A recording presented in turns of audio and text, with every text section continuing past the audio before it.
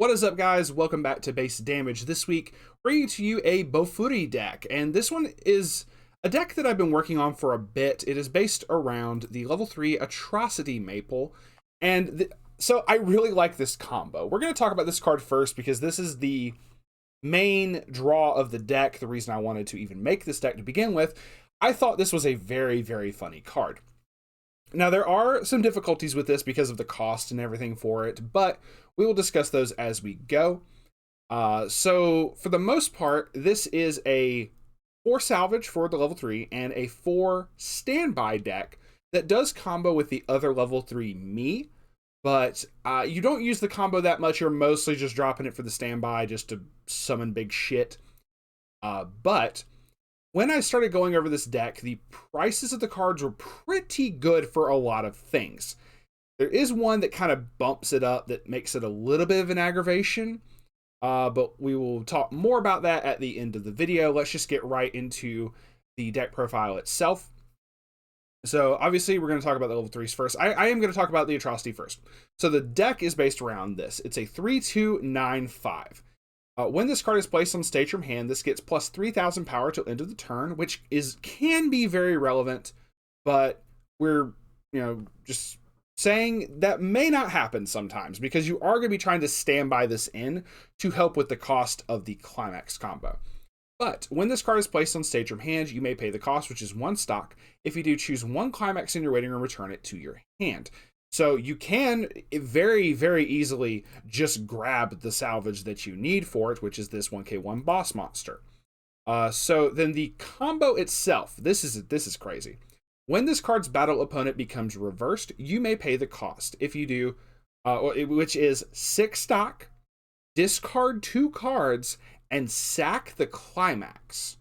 If you do, deal 1 damage to your opponent, deal 2 damage to your opponent, and deal 3 damage to your opponent. So in 4 instances of damage with Atrocity attacking as well, because you're going to be attacking with Boss Monster in play, it is going to be a 3 soul. So minimum of 3, 1, 2, and then 3 again.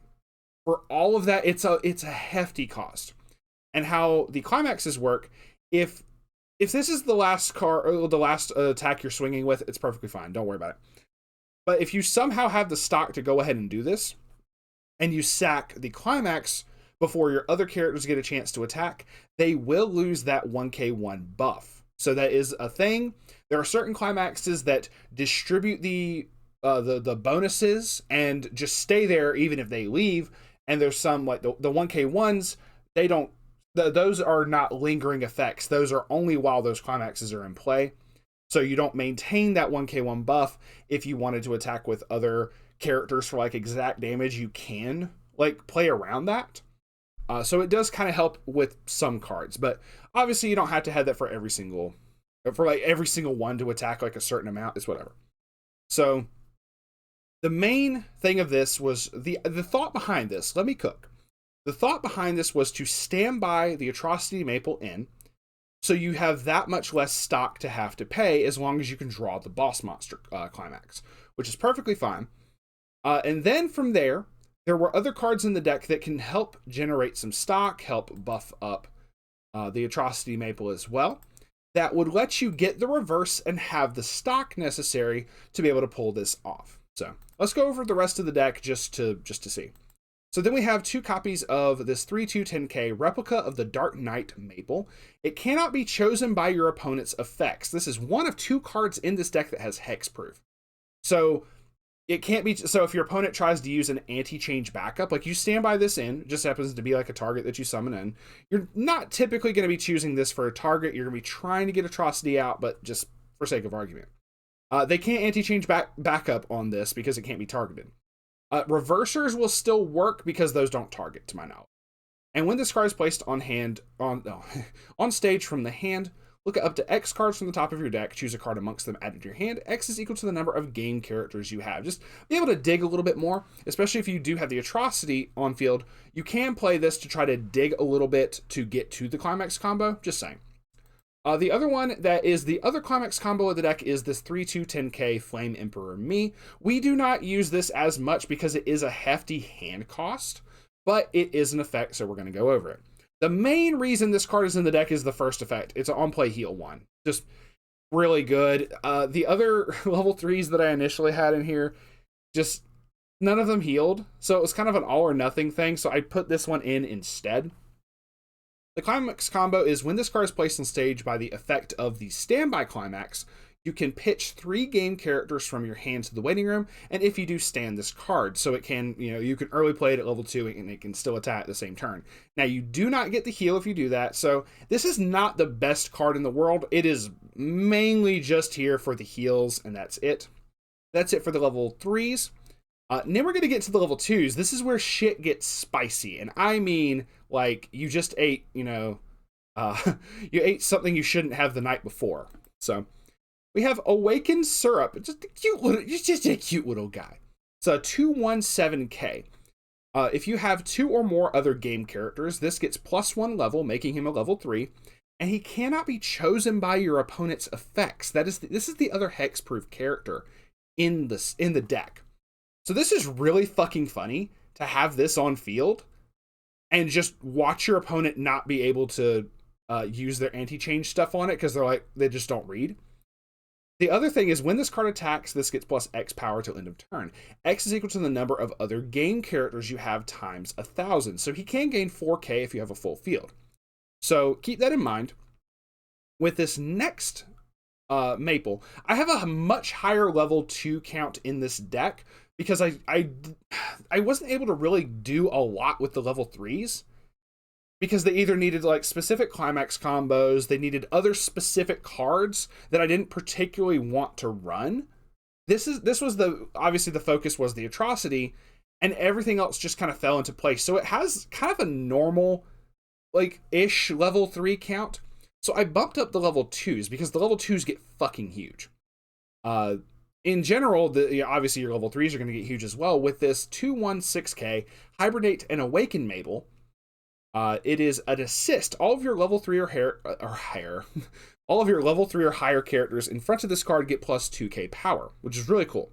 But this card also does some things with the Awakened Syrup. First off, because the Syrup counts as a level 3, he gets the buff. So he becomes a 9K base on attack with a full field. He gets plus an extra 4K, so he becomes a 13 by himself. That's enough to take care of a lot of crazy stuff. So, her other effects is when she's placed on stage from hand, you may choose 1 Awakened Syrup in your waiting room and put it face up underneath this card as a marker, which that does have another fun little thing. She has an act ability where you can pay 1 and sack a character from hand to choose an Awakened Syrup underneath this card as a marker. And put it on any position of your stage. At the end of the turn, you may put that character face up underneath this card as a marker. The backup isn't forced. It's just cool if you want to do that. So he can pop out, like a turtle. He goes in his shell, he hides under Maple, he comes out of the shell, and he punches you in the face.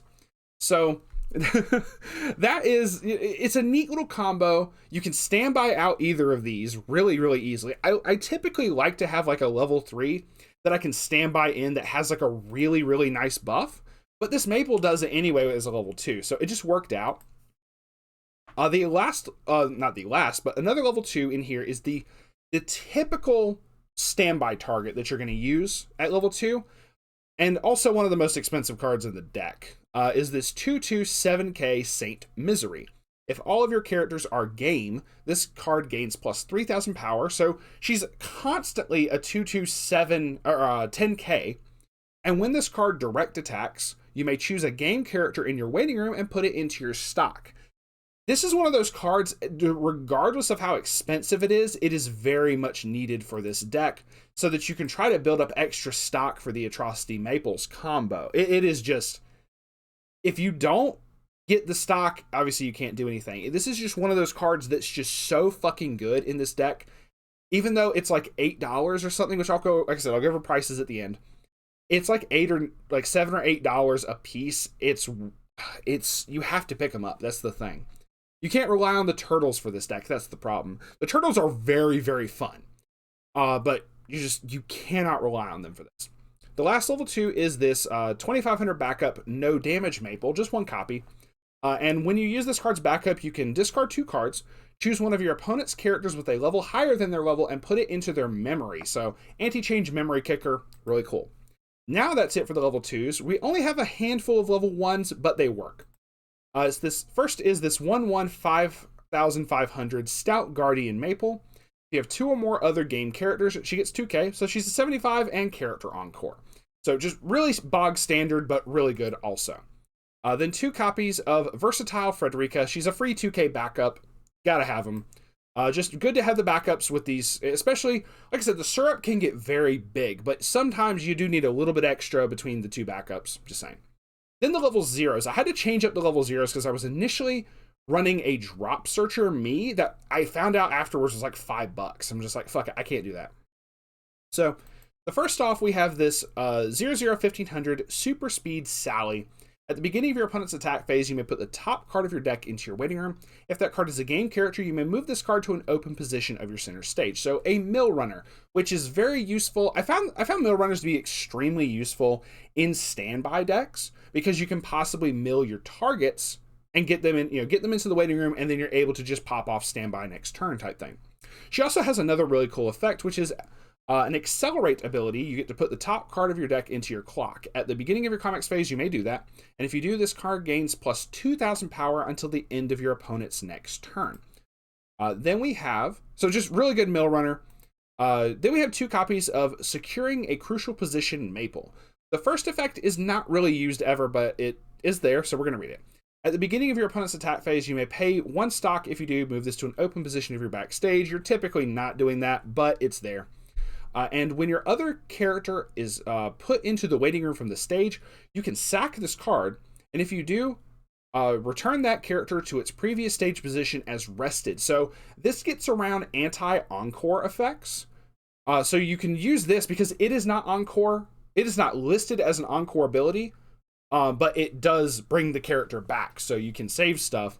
If they just so happen to get over your big level 2s or whatever, you can have that, and it's a very useful card to have.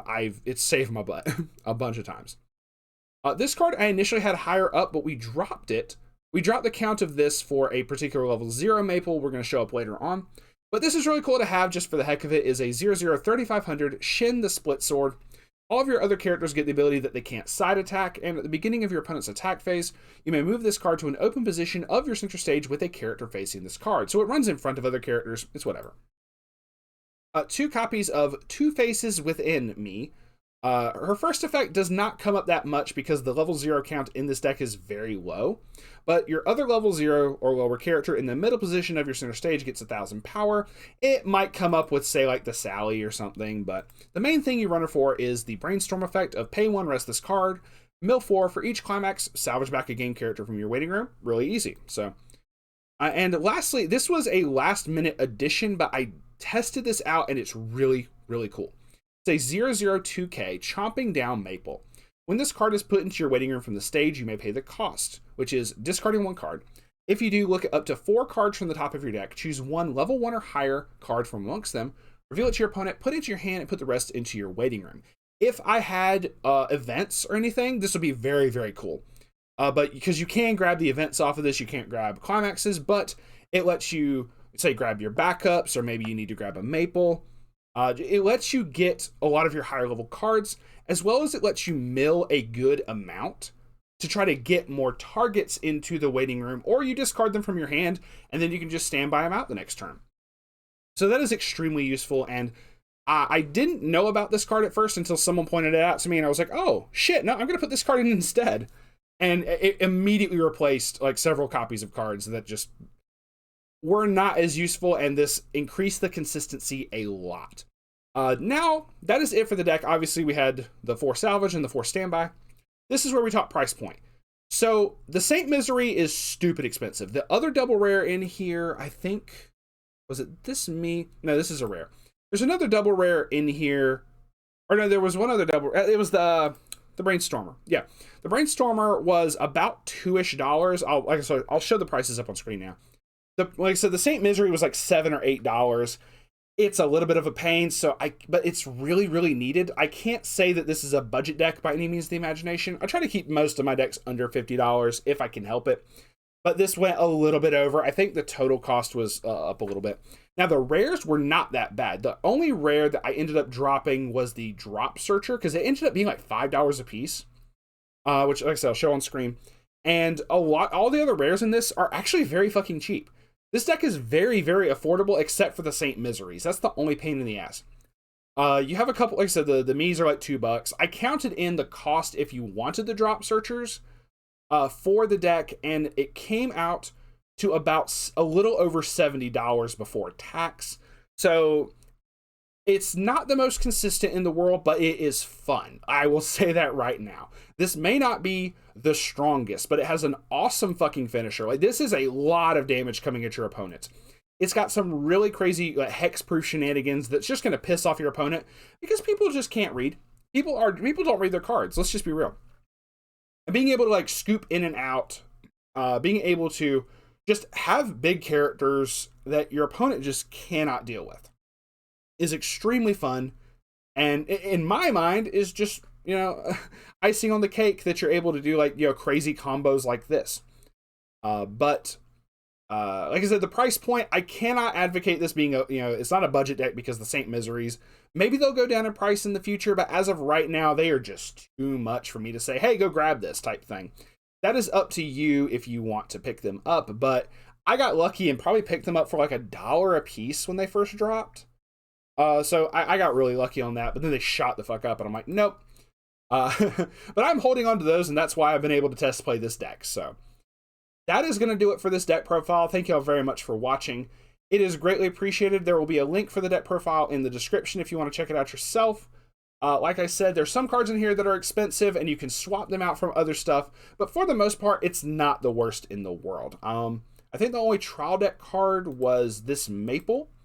Let me remember. Nope, the Sally is from the set. I don't think there's any other trial deck cards in here, so it's just really cool. And one of the coolest fucking finishers in Bofuri in my mind. But with that, we will be signing off here for now.